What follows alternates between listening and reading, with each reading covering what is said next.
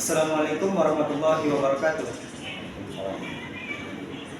Perkenalkan, nama saya Muhammad Hasanuduluk dari Program Studi Pengembangan Masyarakat Islam dari Universitas Islam Negeri Syekh Hayasan Ahmad dari Padang Sidimpuan. Di sini saya akan memenuhi mata kuliah saya yang berjudul yaitu Kesejahteraan Sosial. Jadi di sini sudah berhadir bersama kami yaitu salah satu peserta dari Balai Latihan Kerja Barista. Mungkin untuk saudara untuk memperkenalkan dirinya. Perkenalkan, nama saya Akbar Kurniawan Panjaitan. Oke, langsung saja. Untuk saudara Akbar, mengapa Anda tertarik untuk mengikuti pelatihan barista? Karena di zaman ini peluangnya lebih besar untuk mendapatkan kerja dan banyak diminati orang lain. Jadi keinginan saudara untuk mengikuti pelatihan ini karena peluang kerjanya untuk luas. Ya, Pak. Dia bisa buka usaha. Oke, di selanjutnya apa tujuan saudara setelah ini? Selesai menyelesaikan pelatihan ini, apa tujuan saudara ke depannya? Ya, untuk membuka usaha, Pak, dan lebih mengenal, memperdalam minuman perkopian ini. Mungkin ya kalau masalah perkopian lah. Jadi termasuk penikmat kopi ya kalau saudara ini. Ya. Mungkin bisa jelaskan sama kami kira-kira kopi apa saja lah yang mungkin bisa dibilang layak untuk kita generasi Gen Z mungkin ya. Kira-kira apa lah kopi apa saja yang layak untuk diminum? Menurut saya semua kopi layak diminum, Pak. Ya. Kalau kita kan di sini mungkin kita sebagai masyarakat Absel kita nggak asing ada kopi Spiro. Jadi salah satu kopi yang cukup banyak dinikmati lah di sini ya.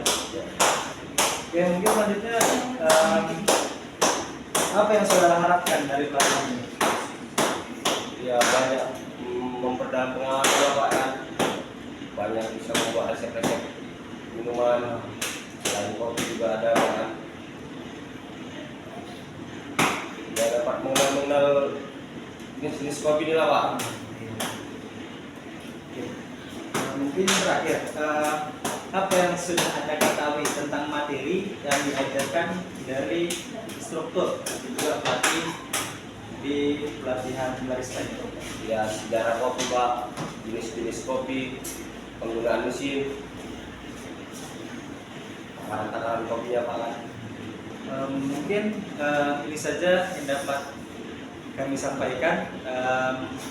Sebelumnya kami ucapkan terima kasih kepada saudara Akbar untuk yang memakan waktunya untuk memberikan sedikit pengalamannya di Balai Latihan Kerja Kabupaten Tapanuli Selatan, yaitu pelatihan barista. Mungkin sekian dari saya. Assalamualaikum warahmatullahi wabarakatuh.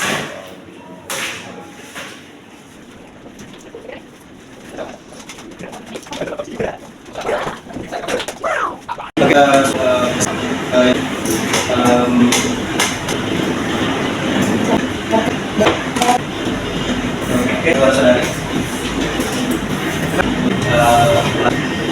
Saya lagi mempelajari Pak kopi karena saya tahu pelatihan kopi dan seperti Berapa?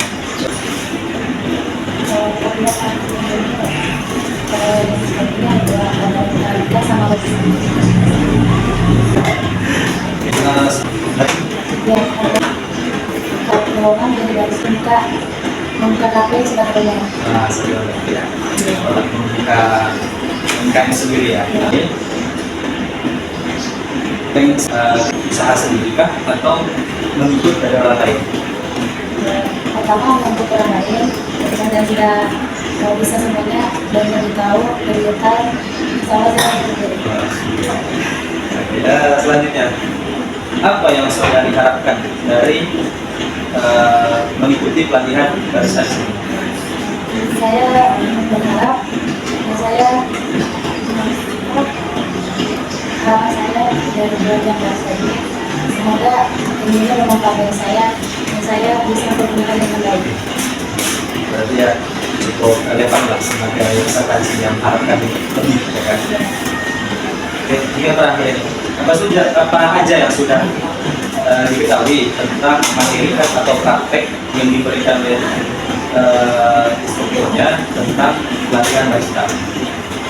Aku sudah diberikan seperti ini, yaitu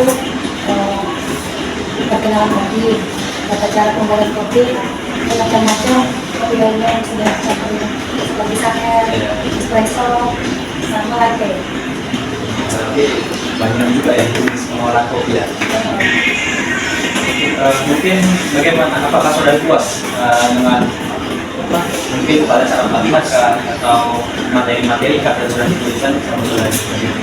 Saya sangat puas dengan semua yang diajarkan instruktur kami, karena dengan semua yang diajarkan instruktur kami mudah dipahami, mudah dimengerti. Berarti sudah bisa dibilang cukup profesional lah, sebenarnya ya. Iya benar. Oke, mungkin sekian saja yang kami dapat diwawancarai oleh saudari. Kami ucapkan terima kasih.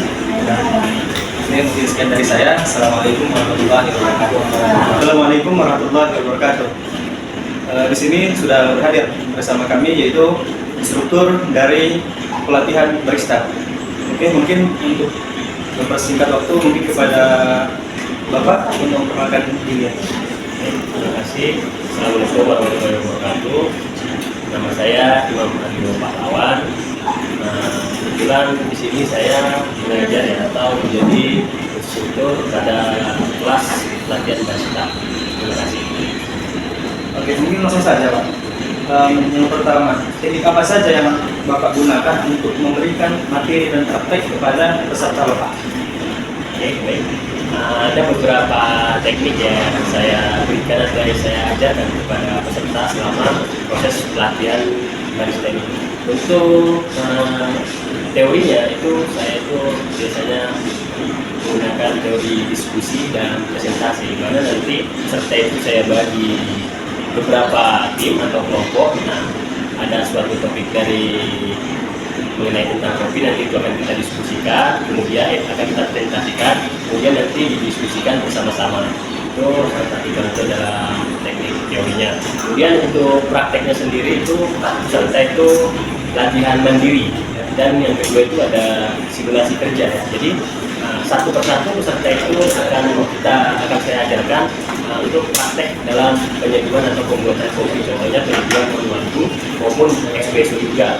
Ada juga terkadang saya bagi juga beberapa kelompok juga. Kemudian kita juga lakukan praktek simulasi kerja. Jadi di ruangan belajar ini kita buat seperti di kafe. Jadi mereka di sini bersimulasi, ada yang sebagai barista dan ada yang sebagai pelayan. Jadi mereka bukan hanya menyajikan kopi, di sini juga mereka belajar bagaimana cara menjaga kebersihan, terus menangani pelanggan, dan juga menangani situasi konflik di tempat kerja ataupun di kafe. Mungkin itulah beberapa teori praktek yang saya ajarkan kepada peserta barista. Jadi memberikan apa ya, kepada peserta itu menjadi barista yang profesional. Ya, jadi karena kan kalau hanya teori aja nggak ada simulasi kerja, mungkin mereka akan kurang ini ya, kurang bisa mengeksplor dirinya. Ya.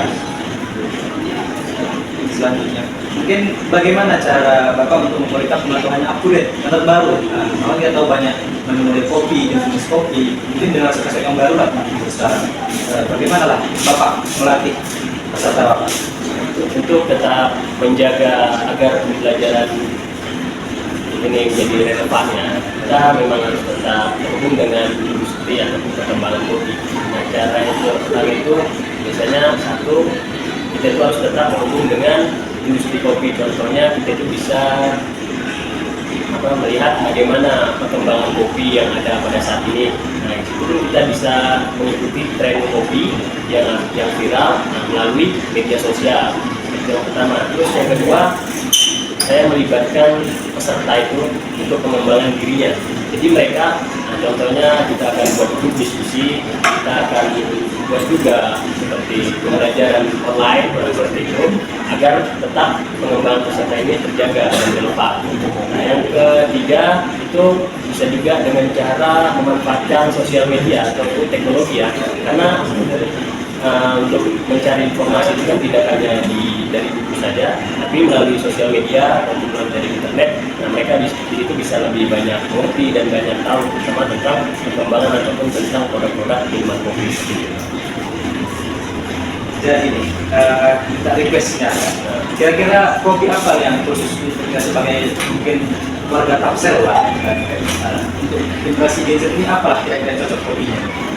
Kebetulan karena kita sekarang berada di daerah Kabupaten Tapanuli Selatan, tentu saya merekomendasikan kopi kita sendiri, yaitu kopi Spirok ya. Karena kopi Spirok ini pun kalau kita olah jadi minuman kopi itu enak dan lumayan lah untuk bagi pecinta kopi.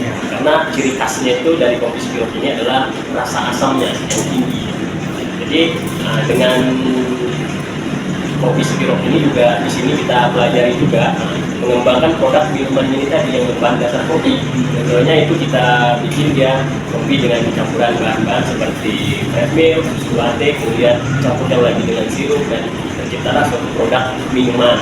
Tapi tetap intinya bahan dasar itu adalah kopi. Dan satu lagi, kenapa saya rekomendasikan kopi Spirok, karena saya juga ingin mengangkat nama kopi Spirok ini agar bisa pergi ataupun lebih jauh lagi ke luar daerah atau luar kota, bahkan ke luar negeri juga. Karena kita sebagai warga Tapsel ya harusnya bangga ada produk kopi yang kita miliki. Walaupun bisa dibilang mungkin produk kopi tersendiri memiliki persaingan pasar saja. Iya, betul. Karena mungkin karena kurang terekspos ya ke media sosial ataupun ke masyarakat luar, makanya kopi Spirok ini pun begitu dikenal oleh kalangan masyarakat luar. Beda dengan kopi-kopi lain ya kan, yang dari daerah lain kan sudah terekspos, jadi sampai kadang juga sampai ke mancanegara. Kopi daerah yang sudah sampai ke internasional. Iya. Jadi mungkin terakhir, apalah pesan-pesan terakhir lah untuk kita, dari kami lah sebagai anak muda Gen Z, untuk membesarkan nama kopi kita di Tapanuli Selatan. Kalau saya sih berpesannya kepada generasi Z atau Gen Z ini, ya cintailah produk yang ada di daerah kita. Contohnya kalau bukan kopi ya gitu, kita punya kopi Spirok, ada juga di Kopi Mandailing juga ada tetangga kita kan. Kalau bisa ya kita tetapin ya, terutama kalau dari orang yang berkebun, yang berkebun kopi gitu kan. Kalau bisa itu lebih ditingkatkan lagi kebunan kopinya, supaya kedepannya di daerah Tapsel ini itu khususnya Tapsel ini bisa ekspor kopi lagi tuh. Contohnya kopi dari Tapsel ini bisa kita ekspor keluar. Jadi bukan hanya daerah kita ini aja, tadinya kan kopinya untuk daerah kita aja ini udah bisa kita ekspor keluar. Itulah mungkin yang saya harapkan untuk Gen Z ini, atau terutama atau kepada para petani kopi lah. Mungkin saya ucapkan terima kasih kepada Bapak Instruktur dari Balai Latihan Kerja Kabupaten Tapanuli Selatan telah memberikan waktunya dan juga pengalamannya sebagai instruktur di Balai Latihan Kerja di bagian pelatihan barista. Oke, mungkin sekian dari saya. Assalamualaikum warahmatullahi wabarakatuh.